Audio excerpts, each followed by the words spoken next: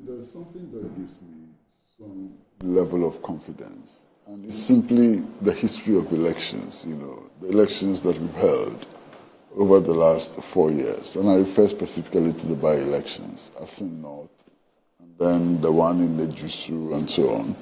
These elections were conducted quite peacefully, and the security services behaved themselves properly, and they stopped many alleged cases of rigging and intimidation and so on. So based on that, one can go into these elections with a certain level of assurance, with a certain level of understanding and so on.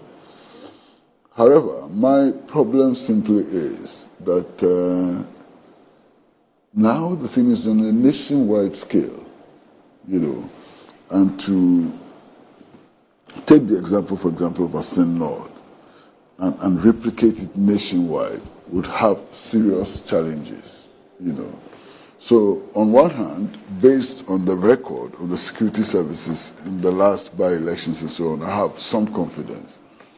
But then, naturally, I also do have some doubts about how to replicate those practices nationwide.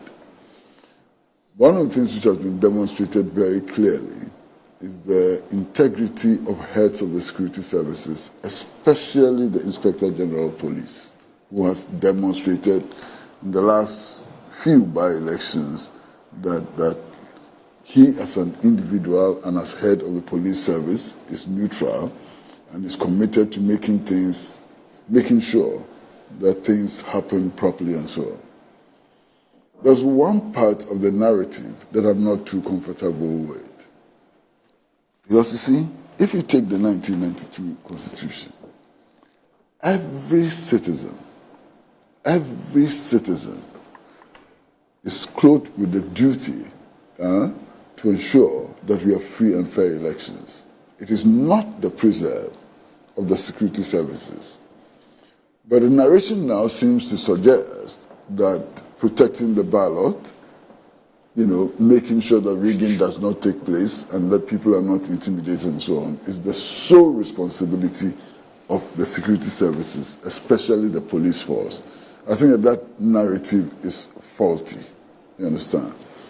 Because everybody, first of all, everybody has a right of self-defense, which cannot be taken away simply because we want the security services to work. All of us have the right of self-defense. All of us have a duty to protect the Constitution. All of us, as Ghanaians, have a duty also to protect the ballot and so on. But you see, the security services like the police, and then in extreme cases, very extreme cases, the armed forces, have also a constitutional responsibility which must not be in conflict with the duties of the citizen. How we work this architecture is very difficult, and I'm not so sure that we've been able to work it properly as we speak. Now, what are we getting? You're getting videos on social media of hoodlums, clear hoodlums making threats all the time. Hoodlums, complete hoodlums, useless elements and so on, making threats all the time. And unfortunately for us, some of these persons happen to be very senior officials of political parties. It worries me. And I saw one the other day on a video actually saying that, if you kill 2, kill 20. How irresponsible can you be? How irresponsible can you be?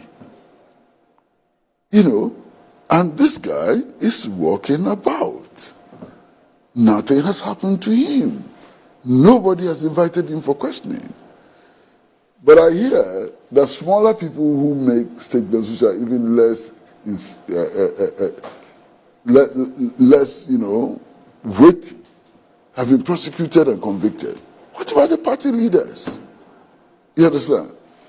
And then, Randy, when somebody who is a lawyer,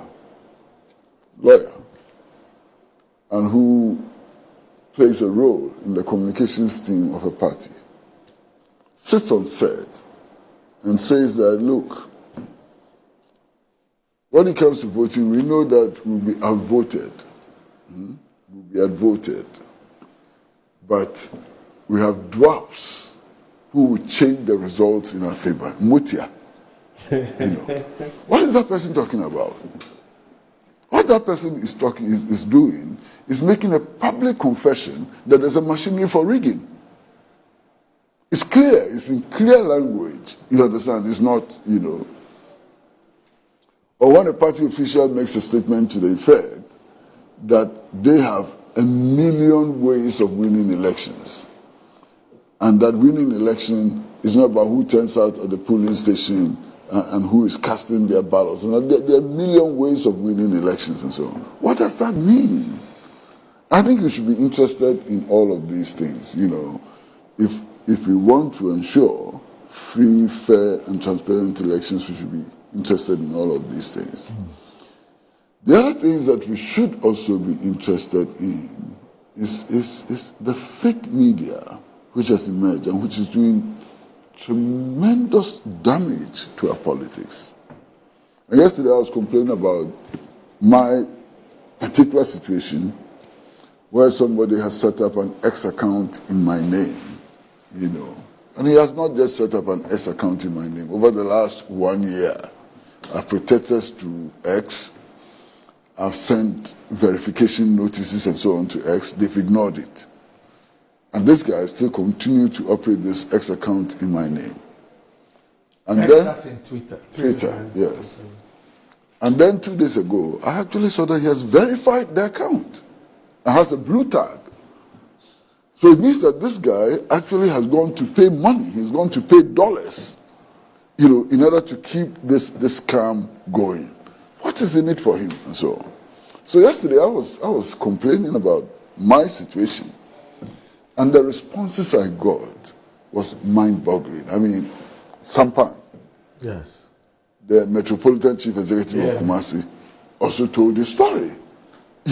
Everybody is telling their story about how some persons or maybe institutions are doing irreparable damage. Yesterday evening, I got sent a video. We creates the impression that former President John Dramani Mahama is making some statements, so on. And this morning, I saw Randy's anger when he read them on the front pages of some newspapers. Clearly, I mean, if you see that video, it is obvious that it is AI generated. Now, all of these people who are doing this are contributing to rigging an election. And if people go to the polls and cast their ballots on the basis of lies, on the basis of AI-generated videos, on the basis of postings which are being made on Twitter, in people's names and so on, it is part of rigging elections. And I'm wondering whether or not our state security apparatus has got the means to trace the perpetrators, to do something about this level of the spread of fake news and so on. So now, even when you hear official announcements from institutions like the Electoral Commission and so on, the first thing you do is to say, can it be true? And so on. So even on election day, if situations arise and the police has to notify the public and the Ghana Armed Forces has to notify the public or the Electoral Commission and so on, who is going to believe them? Because the first reaction is that it can be fake. You understand? So I think that this phenomena of the emergence and spread, of fake news is itself a security threat to the elections. And we have only a few days, I think 3 days or so, or 4 days, to the election. But perhaps we can still do something, about what it is. And then all the things that the Election Security Committee is announcing has to do with physical violence and physical threats at polling stations. So what about the cyber threats? Because we do know that in some of the elections, the equipment of the Electoral Commission was jammed. I recall 2016, when the Electoral Commission actually announced that some of their computers had been jammed. So it's not just about physical security, it's not just about, the threat of violence at polling stations and so on. What about the damage which can be done in the cyberspace? What about the possibility of people jamming, the coalition equipment of political parties, of the Electoral Commission itself and so on? What is it that has been done? Now, over the last 2-3 months, Sergeant Elorga Katapori, and I'm sure all of you know him, and you probably know him as a member of the PNDC. He's no longer a member of the PNDC, which is obvious. The PNDC is defunct. Yes, I mean he has become, an IT expert, and he's been raising several issues about the vulnerability of the Electoral Commission's systems. There is no response. He's actually written petitions to the Electoral Commission. Nothing has happened. He's written to the Data Protection Agency. Nothing has happened, and so on. So why are we not paying attention to the cyberspace? Why are we not paying attention to the vulnerabilities of the IT arrangement for the Electoral Commission and so on? Why are we ignoring that when those can also become sources of rigging, sources of manipulation, sources of disinformation and so on? I don't understand.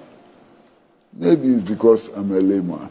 Right. But I hear you have some expertise, so maybe you can help us.